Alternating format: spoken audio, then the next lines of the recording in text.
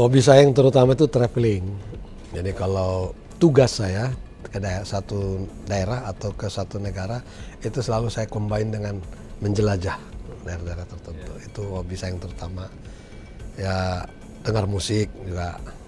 Terutama musik-musik tahun 70-an, 80-an. Sunburst. Ya begitulah, Bee Gees, CCR. Dalam beberapa hari ini saya lagi muter lagu-lagu CCR. Oh gitu.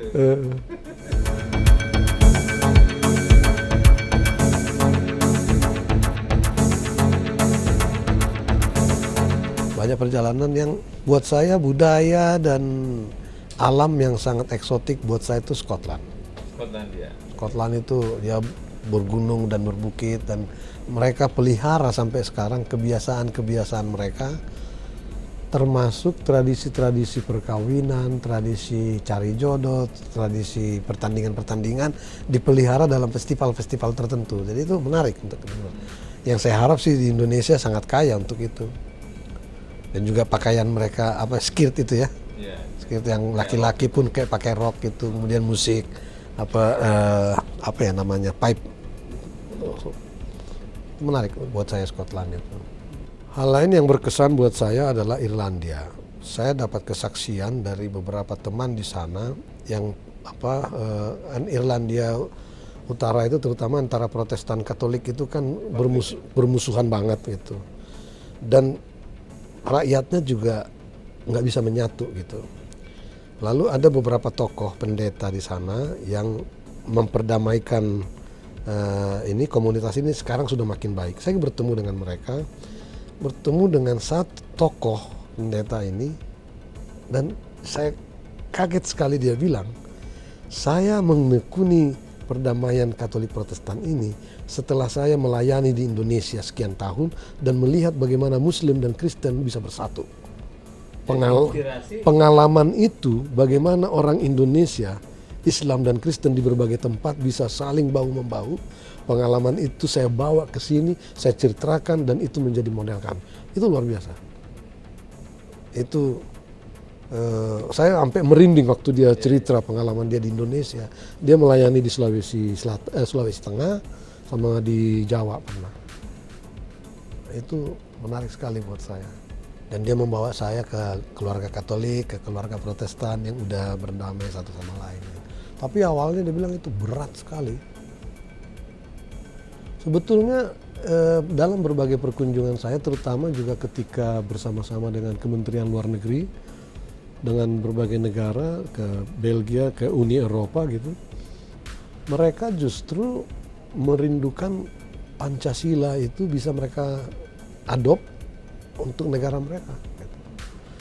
Karena negara-negara di Eropa Barat itu kan dulunya homogen ya, bekas kerajaan-kerajaan Prusia dulu, dari keturunan Prusia, dan umumnya beragama Kristen, paling Kristen dan Katolik, dan tradisi mereka homogen gitu. Tapi sekarang kan mereka sangat heterogen. Masuknya Maroko, masuknya Turki, masuknya pengungsi-pengungsi dari Timur Tengah ke Eropa. Dan India paling banyak sekarang juga di mana-mana di sana kan, mereka heterogen sekarang, agama juga heterogen. Muslim yang tadinya cuma 0, sekian persen, sekarang udah ada yang sampai belasan persen. Bahkan beberapa kota wali kotanya udah Muslim kan, ya, London, bukan hanya Manchester. Ada beberapa, bukan hanya London gitu. Jadi banyak, dan itu juga membuat mereka, loh kita sekarang udah multikultural, dan muncul konflik.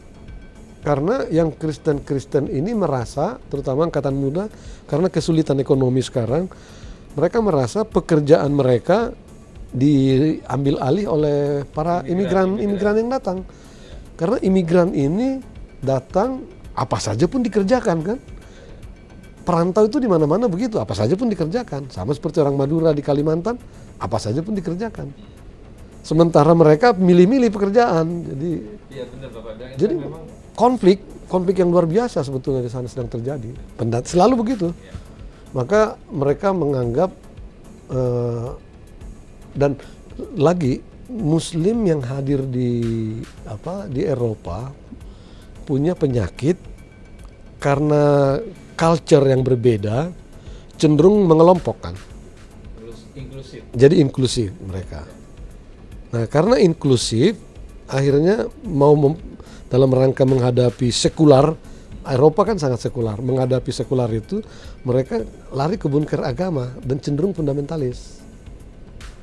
Nah, mereka lihat Islam di Indonesia beda dengan Islam yang dari Turki, dari Maroko, dari Timur Tengah, itu beda. Islam di Indonesia fine-fine aja dengan demokrasi, fine-fine aja dengan hak asasi manusia, Islam di Indonesia. Maka kenapa ini tidak kita tiru Pancasila? Makanya saya agak heran, kita di Indonesia kurang mencintai Pancasila, kok orang lain mau belajar tentang Pancasila gitu. Ini sebuah mestinya menohok kita ini di Indonesia.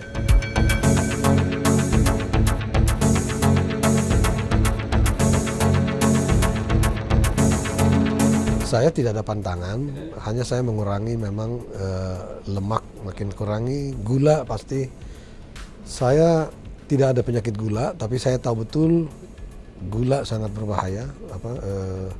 Dia merusak organ-organ tubuh yang lain kalau sempat kita kena. Jadi sebaiknya saya menjaga. Saya tidak pernah lagi mengkonsumsi teh manis misalnya. Kalau teh masih ya? Teh masih, tapi Kopi masih. saya tidak minum kopi. Ini saya bagian dari minoritas di dunia ini. Mayoritas penduduk bumi sekarang minum kopi, saya tidak minum kopi. Kalau diajak ke coffee shop, saya selalu teh gitu. Coklat masih? Coklat masih makan, tapi tidak terlalu. Saya tidak. Saya suka bawa coklat. Kalau keluar negeri pasti bawa coklat, tapi pasti semuanya bukan untuk saya konsumsi, untuk dibagi-bagi. Saya juga mengoleksi wine, tapi saya tidak peminum.